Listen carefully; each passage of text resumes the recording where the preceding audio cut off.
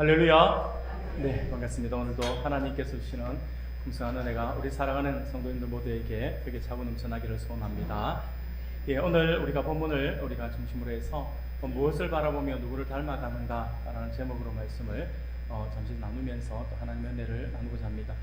여러분들 아마 다들 좀 한 번씩은 들어보셨을 건데 이 소설을 읽어보신 적이 있는지 모르겠습니다. 너세니얼 호손이라고 하는 사람이 지은 단편 소설 큰 바위 얼굴입니다. 한 번씩은 아마 다 들어보셨을 거예요. 아마 제 기억으로도 어릴 때 몇 학년인지 모르겠는데 교과서에 아마 실려 있었던 어떤 내용이었던 것 같습니다. 이 큰 바위 얼굴을 보며 이 내용을 보면요, 이 소설은 미국의 한 시골 마을을 배경으로 하고 있습니다. 마을 뒷산에 있는 거대한 바위가 자연스럽게 인자하고 신성한 인간의 얼굴을 하고 있어서 다 같이 그 바위를 큰 바위, 사람의 얼굴처럼 생겼다고 해서 큰 바위 얼굴이라고 이렇게 불렸습니다. 그런데 이 마을에는 옛날부터 이 큰 바위 얼굴과 똑같이 닮은 위대한 인물이 나타나서 세상에 큰 덕을 베풀 것이다 라고 하는 전설이 내려오고 있었습니다. 주인공인 어니스트는요, 어릴 때부터 어머니에게 이 전설을 들었습니다. 그래서 이 전설을 듣고 난 이후부터 매일 하루 일과를 마치고 나며 태양빛을 받아 빛나는 듯 마을을 내려다보고 있는 그 큰 바위 얼굴을 바라보면서 그 위대한 인물이 언제 나타날까, 그분은 어떤 모습일까, 그분은 어떤 사람일까 라고 하면서 그를 동경하면서 자라나기 시작합니다. 그렇게 많은 시간이 흘러서 어느 날 이 전설 속의 주인공이 될 만한 사람들이 한 명씩 마을에 나타나기 시작을 했습니다.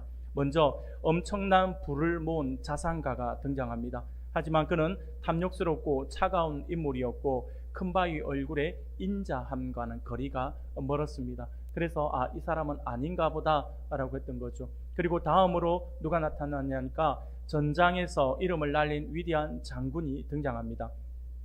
그러나 그의 얼굴에는 큰 바위 얼굴이 가진 평화와 자비는 없었습니다. 역시 큰 바위 얼굴은 아니다. 우리가 전설 속에 내려오는 그 사람은 아닌가 보다라는 생각이 들어졌죠.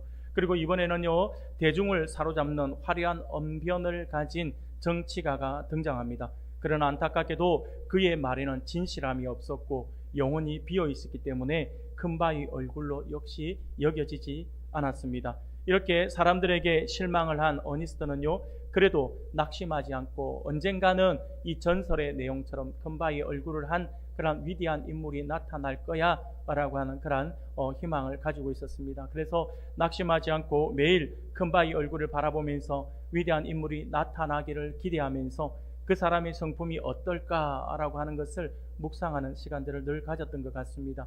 그리고 자신의 주변 사람들을 위로하면서 많은 사람들에게 지혜로운 말을 건네주는 전도사가 되었습니다. 어니스트는요, 어릴 때부터 이렇게 쭉 자라다가 이제 어떤 정도 나이가 되고 어른이 되어서는 많은 사람들에게 바른 길을 지도하는 그러한 어떤 전도사의 모습을 가졌는데, 그런데 늘 착하게 사는 것이 가장 큰 힘이다라고 하는 사실을 전하며 꾸밈없이 겸손하고 인자한 모습으로 성장하면서 동네 사람들로부터 존경받는 청년, 존경받는 중년으로 이렇게 성장을 했습니다.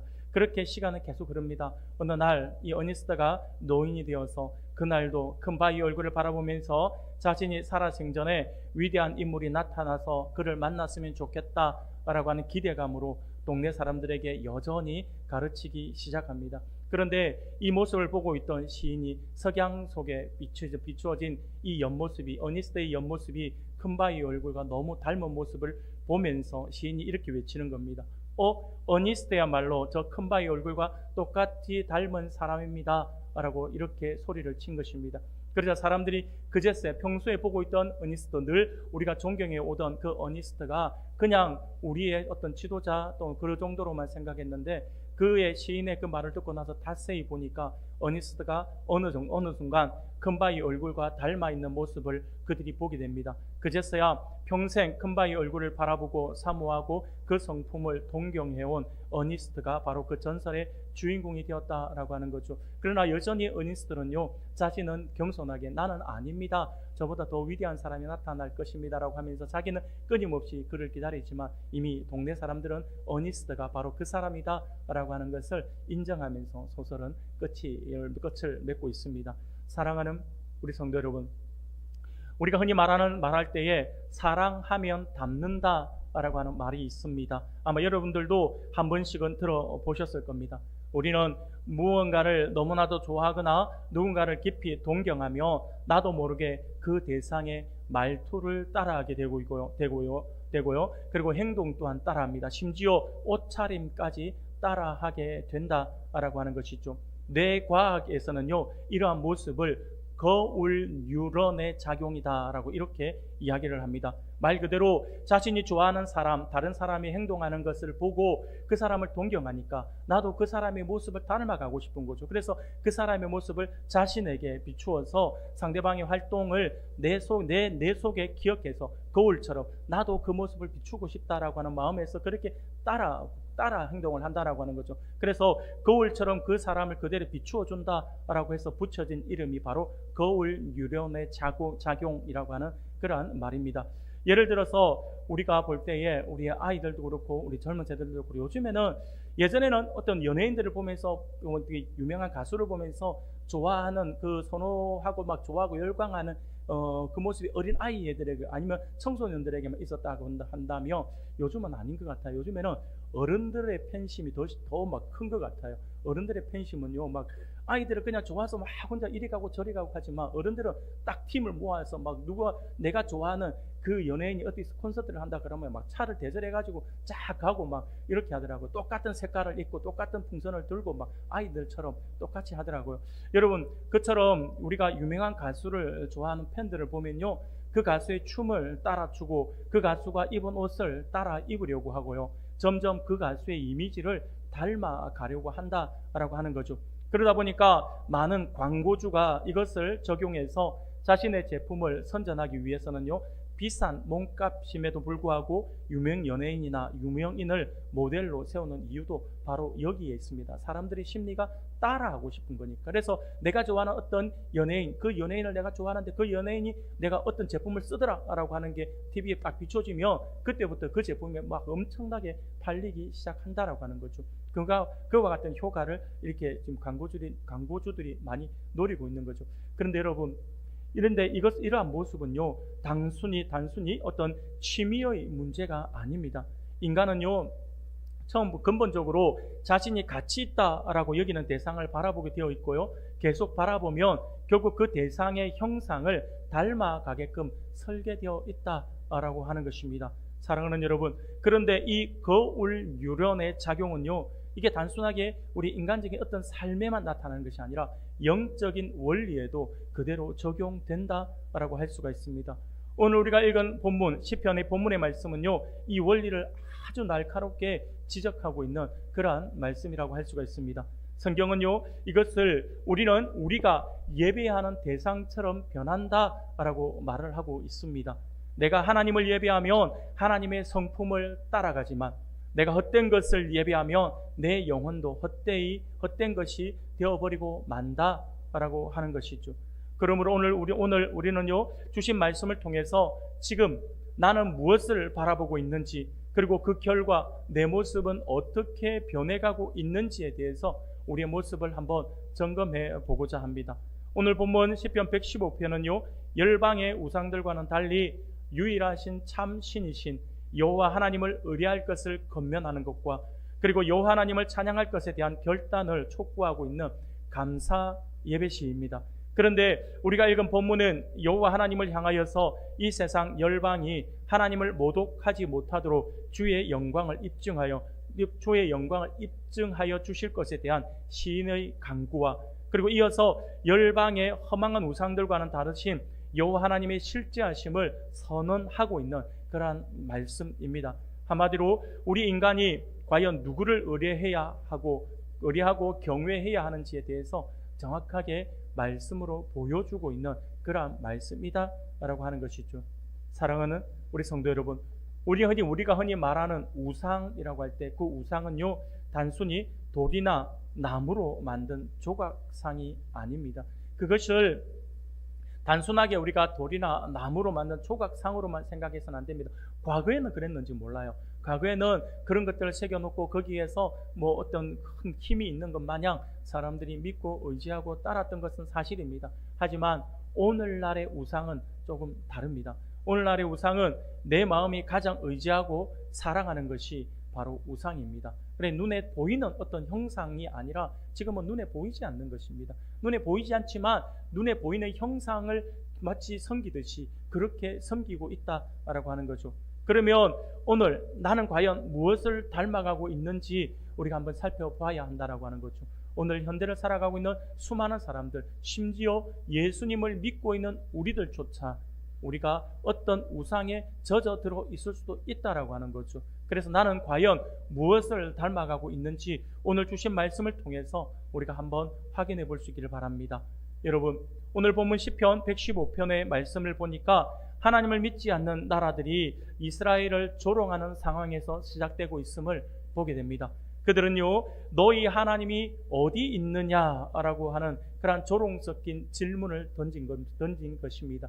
이에 대해서 시편 기자는요, 우리 하나님은 하늘에 계셔서 원하는 모든 것을 행하신다라고 이렇게 선포를 합니다. 그런데 이렇게 선포하고 난 뒤에 아주 적나라하게 이야기하는 게 하나가 있어요. 그게 뭐냐니까 세상 사람들이 믿는 우상의 실체를 낱낱이 고발하고 있다라고 하는 거죠. 아마도 시인이 이 부분을 언급하고 있는 것은요, 아마도 그 당시에 세상 사람들이 너희 하나님이 어디 있느냐라고 하는 이 질문을 단순히 던진 것이 아니라 그들이 섬기는 우상, 그들이 섬기는 어떤 대상, 그것을 형상화시켜서 마치 거대하게 만들어 놓고 여기에 어떤 힘이 있는 것 마냥 그러면서 믿고 있는 그 상태에서 이스라엘 백성들을 보니까 그들은 어떤 형상도 없어요. 어떤 무엇도 없이 그냥 하나님을 섬긴다라고 이야기를 하고 있으니까 그들이 말을 하는 거예요. 당신들이 믿는 그 하나님, 너희들이 믿는 하나님, 너희들이 믿는 그 신은 도대체 어디 있느냐? 왜 이렇게 힘이 없어? 왜 이런 형상조차 너희들을 만들지 않고 이런 형상조차 만들어가지고 사람들에게 우리 하나님이 어떤 분이시다라고 하는 것을 말하지 않느냐? 너희 하나님은 정말 힘이 없는가 보다. 너희 하나님은 저기 구석에 있는 어떤 분인가 보다. 이렇게 조롱을 했던 것 같아요. 그래서 그 형상들에 대해서 자랑을 하면서 우리 신은 이런 모습을 가졌을 거야 라고 하는 기대감을 가지고 사람들이 아마도 이 시인을 비롯한 사람들을 조롱했던 것 같아요. 그래서 이 시인이 지금 이야기하고 있는 게 뭐냐니까 우리 하나님은 눈에 보이는 우리 현실에 있는 계신 것이 아니라 우리 하늘에 계시고 모든 것을 주관하시는 분이시다라고 선포하는 거예요. 그것만 선포하는 것이 아니라 너희들이 믿고 있는 저 만들어 놓은 형상이 어떤 존재인지를 내가 설명할게 하면서 적나라하게 설명하고 있다라고 하는 것이죠. 그러면서 뭐라고 이야기를 합니까? 4절에서 이렇게 이야기를 합니다. 우리가 4절 한번 같이 읽어볼까요? 같이 읽겠습니다. 시작. 그들의 우상은 은과 금이요 사람이 손으로 만든 것이라. 아멘. 시인은요, 그들의 우상이 어떤 존재다라고 하는 걸 이야기하는데 그 앞에 3절에서 앞서 제가 말씀을 드린 것처럼 먼저 이렇게 이야기를 하는 거예요. 3절도 우리 같이 한번 읽어볼까요? 시작. 오직 우리 하나님은 하늘에 계셔서 원하시는 모든 것을 행하셨나이다. 아멘. 하나님을 이렇게 지금 인정하면서 하나님을 높여드리면서 하나님이 어떤 분이시다라고 하는 것을 표현하고 난 뒤에 지금 4절에서 그들이 만든 우상이 어떤 것 존재인지, 우상이 어떤 것인지를 지금 적나라하게 표현을 하고 있다라고 하는 거죠. 이방 우상들과 구별되는 하나님의 초월성과 그 하나님의 주권성을 이 3절에서 선포하고 난 뒤에 시인은요 4절부터 8절까지 이어지는 그 말씀을 통해서 하나님과 확연하게 대조되는 이방 우상의 특징과 거짓됨, 그리고 우상을 만들고 의지하는 자의 말로가 허망하여질 것이다 라고 하는 것을 이렇게 길게 밝히고 있는 것입니다. 그러면서 우상과 근본적으로 다른 여호와 하나님의 그 면모를 역설적으로 강조하고 있다라고 할 수가 있는 것이죠. 사랑하는 여러분, 먼저 시인이 말하고 있는 우상이 어떤 존재인지를 우리가 한번 살펴보겠습니다. 우상은 뭐라고 이야기합니까? 은과 금으로 만들어졌다라고 이렇게 이야기를 하죠. 이런 곧 우상은요 사람에 의해서 만들어진 물건에 불과하다라고 하는 사실을 말하고 있는 것입니다. 물론 과거에도 그랬지만요 현재는 이 요즘에 더한 것 같아요. 가면 갈수록 금값이 그냥 하늘 높은 줄 모르고 계속 치솟고 있는 것 같아요. 지금은 뭐 예전에 어릴 때만 한 10년, 20년 전만 하더라도 금값 그러면 뭐 한 6만 원, 8만 원, 막 그 정도였던 것 같은데 지금은 거의 10배가 뛰어가지고 막 어마어마한 그 가치가 이렇게 뛰어 올라 있는 모습을 보게 됩니다. 그래서 현재의 금의 가치는 정말 과거에도 뭐 그랬겠지만 지금은 더 높은, 아주 높은 그러한 가치를 가지고 있다라고 할 수가 있겠죠. 그러나 중요한 것은 뭐냐면요, 금과 은이 아무리 귀중한 금속이긴 하지만, 아무리 귀한 것으로 만들었다 하더라도 사람의 손으로 만들어진 것은 그것이 신이 될 수가 없다라고 하는 것이죠.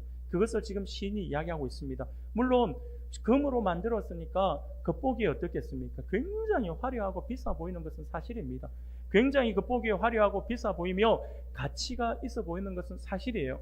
그러나 사람의 손으로 아무리 정교하게 만들어졌다고 해서, 그래서 그것이 정말 가치 있어 보이고 매력적으로 보인다 하더라도 그것은 신이 될 수 없다라고 하는 거죠. 왜 신이 될 수 없는지를 5절부터 7절까지의 말씀을 통해서 분명하게 이야기합니다. 굉장히 이 우상, 굉장히 금과 은으로 만들어서 화려하게 보이는 것이고 굉장히 귀하게 여겨지는 것이지만, 이 5절과 7절 말씀을 통해서 충격적인 반전의 말씀을 하고 있는 것이죠. 우리 같이 한번 읽어볼까요? 5절부터 7절까지 같이 읽겠습니다. 시작. 입이 있어도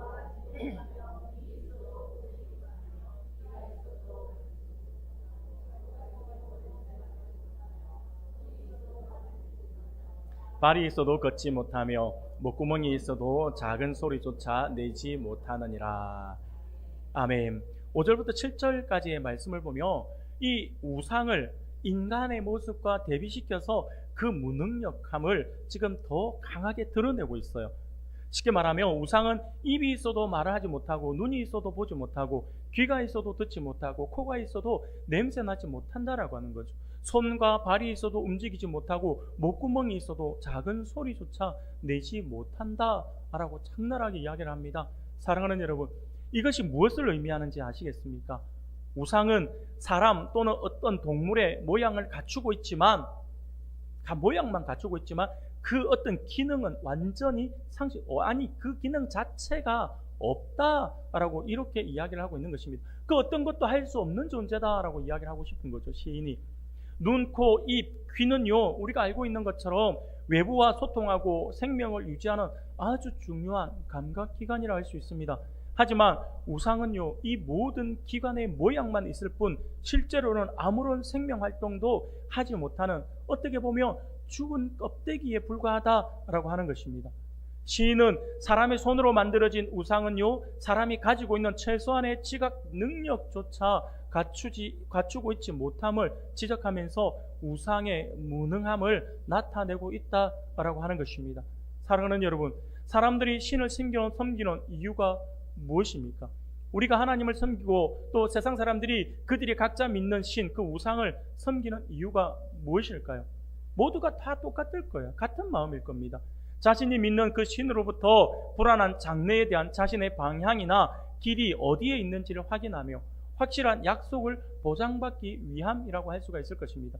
내 스스로 생각할 때 너무나도 불안하지만 어떤 강한 힘이 있다라고 한다면, 그래서 내가 그를 믿는다라고 한다면 그 강한 힘이 내가 어찌할 수 없는 길, 내가 어찌할 수 없는 그 힘을, 그 능력만하신 그분이 나를 도와서 나로 하여금 이것을 뛰어넘고 이것을 이겨내고 내가 더 부유하고 더 잘 살고 하는 그런 불안한 그 미래에 대한 어떤 담보 형식의 어떤 무엇인가를 받고 싶은 마음에 사람들이 우상을 섬긴다라고 하는 것이죠. 그러나 우리가 알고 있는 것처럼 우상은요, 그것을 만든 사람이 어떤 의도와 어떤 의미로 만들었다 하더라도 그것은 아무짝에도 소용이 없다라고 하는 거죠. 여러분 한번 잘 생각해 봅시다. 우상은요, 그것을 만든 사람이 분명히 어떤 의미를 두고 만들었을 거예요. 눈을 왜 만들었을까요? 사람의 형상으로 만드는 건 아마 사람들이 상상할 수 있는 어떤 그 모양이니까, 사람의 형상이라든지 아니면 예전에는 어떤 보면 사람의 형상을 가지고 몸은 사람의 몸인데 얼굴은 어떤 소나 짐승의 얼굴을 막 갖다 놓고 그러면 우상을 이렇게 만들잖아요. 왜냐하면 얼굴조차 사람처럼 똑같이 만들면 누구의 모습을 만들까, 이게 구분이 안 가는 거예요. 그래서 그게 아니라 소나 짐승의 모습을 이렇게 해서 더 강한 어떤 힘, 어떤 자기네들이 바라는 풍요 이런 걸 바라기 때문에 그런 것들을 다 달아놓은 이렇게 얼굴을 이렇게 머리를 그리 만드는 거예요. 그런데 그것을 만들면서 눈을 왜 만들었을까요? 가만히 한번 생각해 보십시오. 눈을 만들었다라고 하는 것은요, 다름이 아니라 그 눈으로 자신을 봐달라고 하는 거예요. 눈을 만들었지만 그들은 그래서 자신을 봐달라고, 자기를 믿고 의지하는 그런 자기 자신들을 좀 봐달라고 그렇게 눈을 만들었지만, 그러나 그 눈은 실제로 사물을 보지 못하는 눈이다라고 하는 거죠. 그렇기 때문에 그 섬기는 자가 원하는 바 복된 길 어디에 있는지도 모를 뿐만 아니라 그 섬기는 자가 누구인지도 볼 수가 없다라고 하는 것입니다. 뿐만 아니라 자신들에게 어떤 말을 해달라라고 하는 의미에서 입을 만들어 붙였겠지만 그 입이 있으나 말하지 못하기 때문에 우상 숭배자가 원하는 바 계시의 음성조차 발할 수가 없다라고 하는 것입니다. 뿐만 아니라 자신의 부르짖는 목소리를 들어달라라고 하는 의미에서 귀를 만들었을지도 모르겠습니다. 그러나 그 귀를 만들어 두었어도 그 귀는 우상을 섬기는 자들의 기대와는 달리 그 어떤 기도도 들을 수 없는 귀가 되어버리는 것이죠. 아무리 크게 부르짖고 몸부림쳐고 그들이 몸부림쳐봐도 그 모든 것은 헛것에 불과하기 때문에 아무것도 듣지 못합니다. 아니, 그 기능 자체가 없기 때문에 그 어떠한 반응조차 할 수 없다라고 하는 것을요, 우리는요 이미 갈멜산에서 엘리야와 이 바알 숭배자들의 그 전쟁, 그 대영적 대결에서 바알 숭배자들의 처참한 모습을 통해서 우리가 이미 잘 알고 있습니다. 어떤 것도 듣지 못한다라고 하는 것이죠. 그리고 과거 고대 제사에서는요, 제사를 드릴 때 제물을 어떻게 했습니까? 제물을 태워드렸어요. 이스라엘 백성도 태워드려요. 가장 태워드리는 제사를 번제라고 하거든요. 그래서 이스라엘 백성들에게 있어서 이 제사 가운데 가장 기본적인 제사는 번제예요. 번제. 다 태워드리는 그러한 제사입니다. 그런데 이스라엘 백성들에게만 있는 것이 아니라 그 고대에 드리는 제사들이 대부분 이렇게 제물을 태워서 드리는 거예요. 아니면 향을 피워서 어떤 의식을 통해서 제사를 드렸다라고 하는 거죠. 이러한 의식은 제사를 드리는 자가 제물이나 향을 태워 드리면 그 올라가는 연기 또는 그 향을 흠향한다라고 하죠. 흠향한다라고 하는 믿음이 있었기 때문에 사람들은요 우상을 만들 때 코를 만드는 거예요. 그래서 우리가 제사 드리는 그 냄새를 맡아달라, 지금 그렇게 표현하고 있는 거죠. 그러나 우리가 알고 있는 것처럼 우상은 코가 있지만 그 냄새조차 맡을 수 없는 돌이나 목석 또는 금, 은을 세공한 것에 불과하다라고 하는 것이죠. 그러기에 지금 시인은요, 그러한 우상은 그것을 섬기는 자의 제사조차 받지 못하는 존재이다 라고 하는 사실을 지적함으로써 그 무능함을 지적하고 있는 것이죠. 지금 그 무능함을 고발하고 있다라고 하는 것입니다. 사랑하는 우리 성도 여러분, 그러나 우리 하나님은 어떻습니까? 하나님은요 입을 만드신 분이에요. 눈을 지으신 분이세요. 만유를 하나님의 말씀을 따라 운행하시면서 세상 만물, 세상 역사, 각 개인의 삶이 나아가고 있는 그러한 길, 그리고 그 나아가야 할 방향까지 정확하게 알고 계시는 분이십니다. 그리고 하나님의 뜻을 사모하는 자에게 복되고 은혜로우시며 선명한 길을 말씀을 통해 제시해 주시면서 오늘도 우리와 함께 하시는 분이 바로 우리 하나님이시다라고 하는 사실을 믿으시길 바랍니다. 사랑하는 우리 성도 여러분, 이처럼 우상은 허망한 것입니다.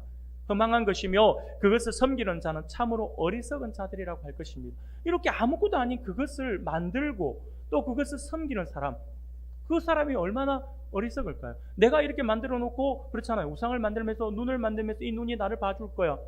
이 귀가 내 소리를 들어줄 거야.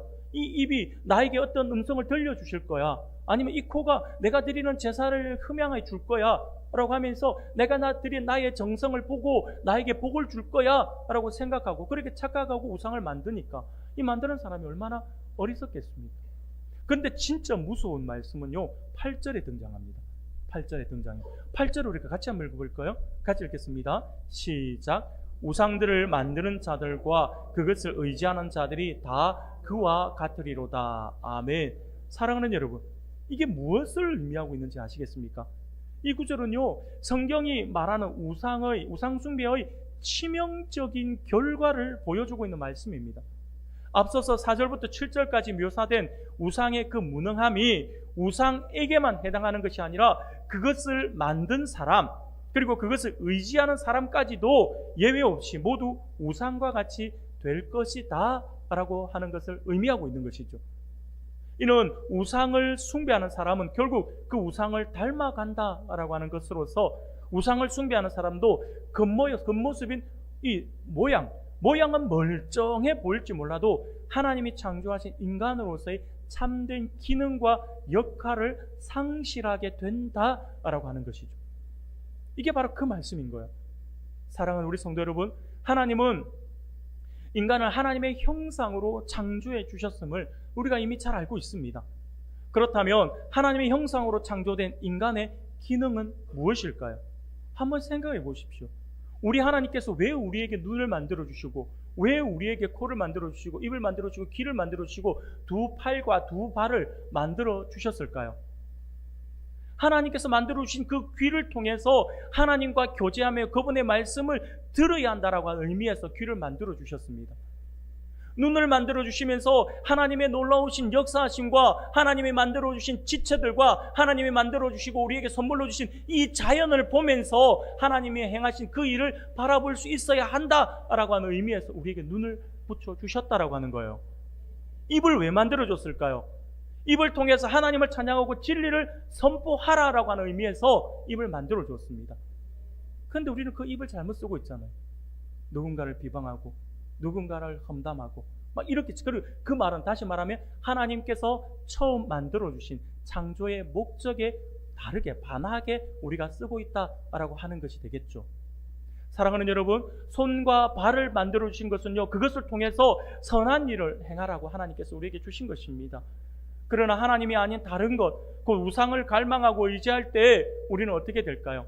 우리가 원래 하나님께서 우리에게 주신 그 모든 기능들을 제대로 쓰고 있지 못하잖아요. 제대로 쓰고 있지 못한다라고 하는 말은 어떤 말이냐면 바로 영적 장애를 가지게 된다라고 하는 거죠.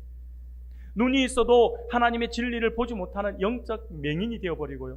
귀가 있어도 하나님의 말씀을 듣지 못하는 영적 귀머거리가 된다라고 하는 거죠. 입이 있어도 찬양과 감사가 아닌 불평과 거짓을 말하면서 그 입의 원래 목적에 다르게 쓰는 모습으로 바뀌어진다라고 하는 겁니다.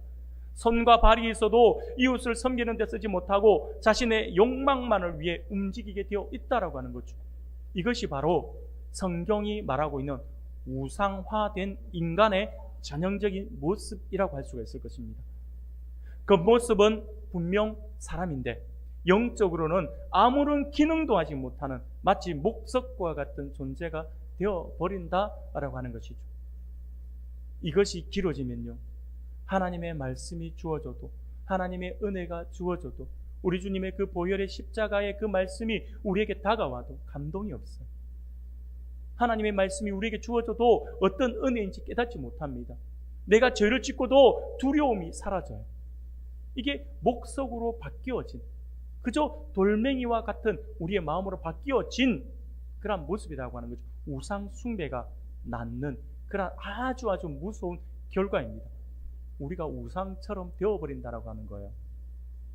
사랑하는 우리 성도 여러분, 우리가 하나님을 예배해야 되는 이유는 단순히 종교적인 의무 때문만이 아닙니다.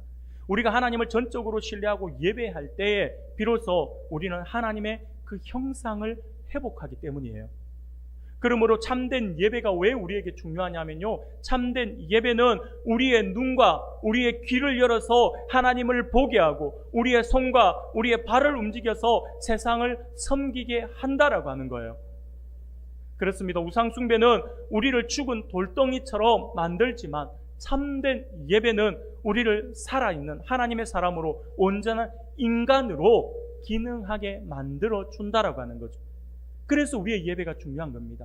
그래서 지난주에도 우리가 말씀을 나누면서 바라보면서 섬김으로까지 나아가는 모습이 우리 안에 있어야 한다라고 말씀을 드리는 거죠. 하나님을 계속해서 바라보는 삶을 살아야 합니다. 그게 예배예요. 예배. 예배를 통해서 하나님을 계속 바라보고 하나님의 은혜가 어떤 것인지를 바라보면서 그것을 우리가 체득하면서 우리의 삶이 변하는 거죠. 그래서 하나님이 어떤 분이신지를 알게 되면 하나님께서 나를 왜 만들어 주셨고 왜 이 땅에 보내주시고 지금 이 시간 이곳에 우리 가정에 우리 학교에 우리의 직장에 왜 하나님께서 나를 보내주셨는지를 알게 되니까 그곳에서 내가 하나님의 형상으로서 섬기는 삶으로 나아가게 되어 있다라고 하는 거죠. 이게 하나님께서 우리를 만들어 오신 창조 목적입니다. 하나님을 영원토록 즐거워하고 그를 기뻐하는 것이 바로 그거예요. 어떠한 상황에도, 어떠한 조건에도, 내가 감사할 수 없는 조건임에도 불구하고 그곳에서 나는 하나님을 예배하고 하나님을 찬양하고 하나님으로 말미암아 기뻐할 수 있는 그 모습이 하나님께서 처음 우리를 만들어 주신 창조의 목적에 가장 맞는 모습이다라고 하는 거죠. 우리를 그 이유 때문에 만들어 주셨다라고 하는 것입니다. 그래서 우리의 그 모습을 세상 사람들이, 하나님을 믿지 않는 사람들이 보고, 우리의 착한 그 행실을 보고 그들이 우리와 함께 하실 그 하나님께 영광을 돌리게 된다라고 하는 거예요. 그게 바로 우리 주님께서 우리에게 말씀해 주고 있는 그 말씀인 것입니다. 사랑하는 우리 성도 여러분, 그러면 오늘 우리에게 이 우상, 우리가 우상 숭배는 우리를 죽은 돌덩이처럼 만들지만 참된 예배는 우리를 살아있는 사람, 온전한 하나님의 사람으로서 온전한 기능을 하게 만든다라고 말씀을 드렸는데, 그렇다면 오늘날 우리가 살아가고 있는 세상 속에서 이 말씀 우리가 어떻게 적용해 볼까요? 그러면 오늘날 우리가 생각할 때 우리에게 있어서 가장 심각한 우상은 어떤 것이 될까요? 지금 우리 시대에는 분명 금이나 은으로 만든 신상을 집에 두는 사람은 거의 없습니다. 뭐 집에 그냥 금덩어리, 금괴, 금 두꺼비 뭐 이런 거는 있을 수는 있겠죠. 뭐 여러분들에게 있는지는 모르겠지만 있을 수는 있겠죠. 그러나 금으로 어떤 뭐 불상이나 금으로 어떤 신을 만들어서 아침 저녁으로 막 거기에서 절하고 막 그 신이 나를 도와줄 거야 하면서 엎드려 절하는 사람은 분명히 없을 거예요. 물론 가끔 무당들은 있겠죠. 예. 다는 아니겠지만 대부분 없을 겁니다. 그러나 여러분, 우리가 기억해야 할 것이 있어요. 하지만 이 기능은 없고 껍데기만 화려한 우상의 원리는 여전히 우리에게 남아있어요. 형상으로 보이는 것은 없겠지만 그 원리는 우리에게 그대로 남아있어요. 어떤 것일까요? 한번 예를 들어보면요, 외모지상주의의 우상이에요. 외모지상주의라는 우상을 한번 생각해 볼까요? 오늘날 많은 사람들이 외모가 전부라고 믿고 그것을 숭배하듯이 따릅니다. 그래서 어느 하나에 보면 거기에 막 사람들이 뭐 내가 이거 하나 바꾸면 어디서 했니부터 해갖고 자기 얼굴 다 뜯어 고치려고 하고 외모, 모습들까지 다 바꾸려고 하는 거예요. 겉모습, 모양을 가꾸는데 엄청난 시간과 돈을 쏟아부어요. 그런데 외모에는요, 엄청난 시간을 투자하지만 정작 내면의 인격과 가치, 그 기능은 돌보지 않는다라고 하는 거예요. 나는 그렇지 않아라고 생각하시죠? 과연 그럴까요?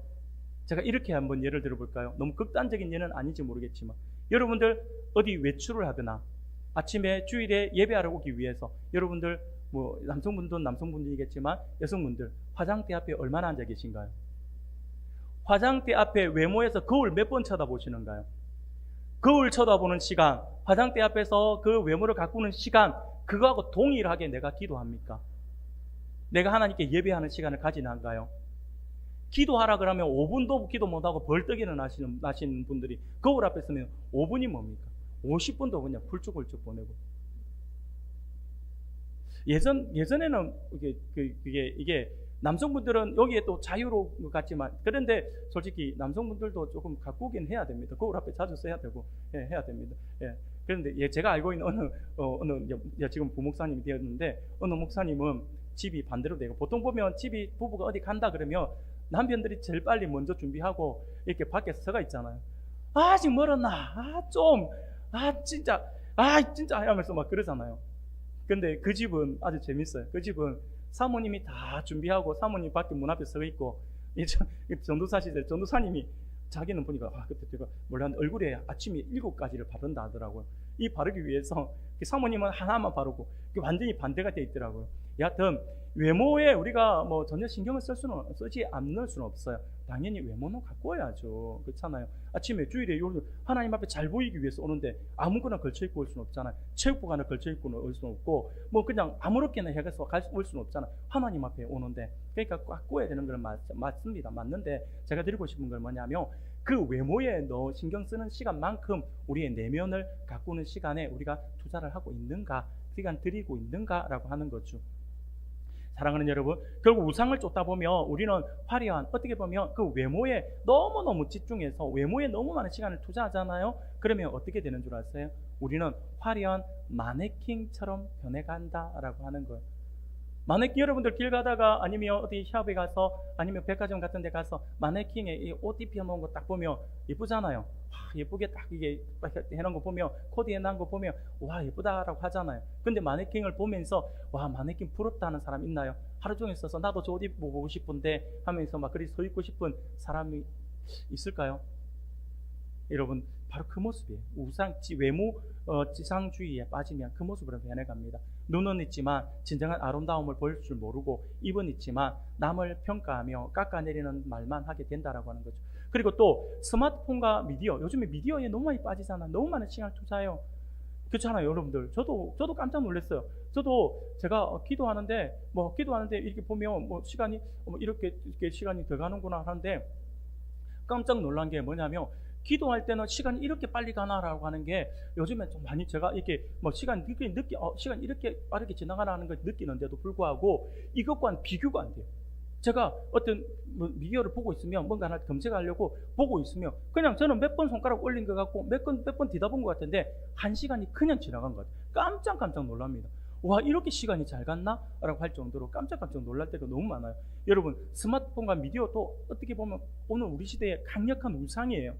하루 종일 스마트폰을 들여다보고 우리 눈이 스마트폰을 들여다보는 거예요. 그리고 이어폰을 꽂아서 우리의 귀에, 그리고 그 스마트폰에 있는 그래서 나오는 그 내용들의 귀를 기울이는 거예요. 그러다 보면 정작 내 옆에 있는 가족과 친구의 표정을 보지 못하고 그들의 아픔을 듣지 못합니다. 미디어라고 하는 우상을 의존할수록 우리는 소통이라고 하는 인간의 중요한 기능을 상실하게 됩니다. 그렇게 단절된 채 살아가는 어떻게 보면 좀비 같은 모습이 되어 간다라고 하는 거죠. 정말 정서가 없어요. 미디어만 바라보니까. 여러분, 왜 현장의 예배가 중요한지를 아십니까? 코로나로 인해서 어쩔 수 없이 우리가 미디어에 의존할 수밖에 없었지만 지금은요, 시대가 이제 다시 돌아왔잖아요. 현장 예배가 중요합니다. 현장 예배가 왜 중요하냐면 현장에서 함께 드리는 예배를 통해서 성도 간 교제를 이루는 거예요. 하나됨을 이루는 거예요. 같이 하나님이 선포되는 말씀을 가지고 나 혼자만 귀로 듣고 그냥 이어폰 꽂고 내 눈으로 미디어만 보면서 아멘 아멘 아멘 한다고 해서 온전한 교회를 이룰 수 있느냐? 아니에요. 우리가 함께 모여서 함께 한 자리에서 예배드리면서 한 공동체로서 같이 공감하고 같이 은혜 받고 같이 은혜를 나누는 목장의 모임을 통해서 같이 그 은혜를 나누면서 서로의 그 교감을 하면서 함께 성장해 나가는 거, 그게 바로 진정한 교회의 모습이다라고 하는 거죠. 그래서 현장에 함께 드리는 예배가 정말 중요한 것입니다. 그리고 우리 시대는요, 또 돈이 최고다, 성적이 전부다, 인기가 생명이다 라고 말을 하면서 그것들을 숭배하라 라고 그렇게 부추깁니다. 하지만 분명히 기억하십시오.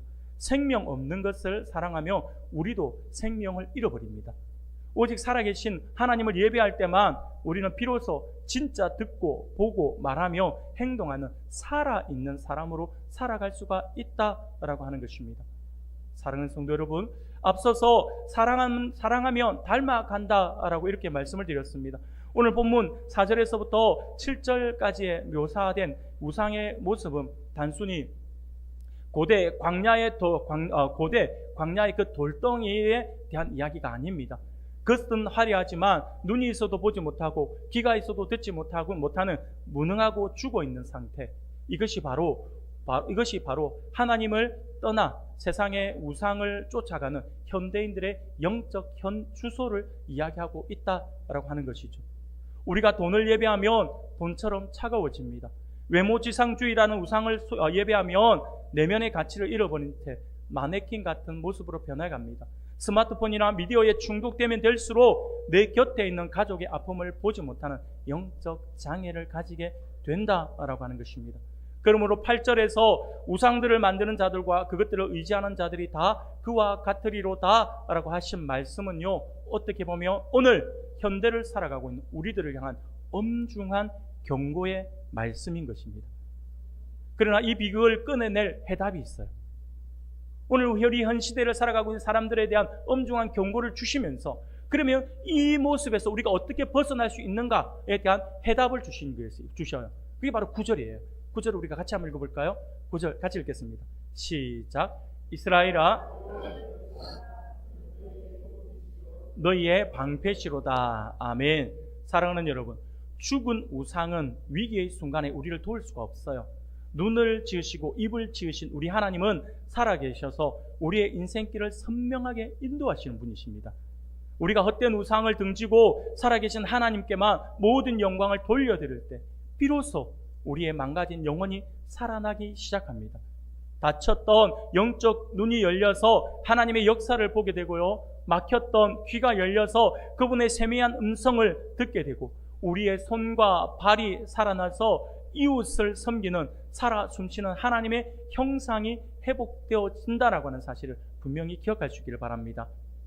그러므로 이번 한 주간 우리가 주신 말씀을 기억하면서, 우리가 오늘 주신 말씀을 기억하면서 구체적으로 두 가지를 결단하며 우리가 살아갔으면 좋겠습니다. 두 가지의 결단. 첫 번째는요, 내 삶에 거룩한 투기를 시작할 수 있기를 바랍니다. 이번 한 주간 한번 실천해 봅시다.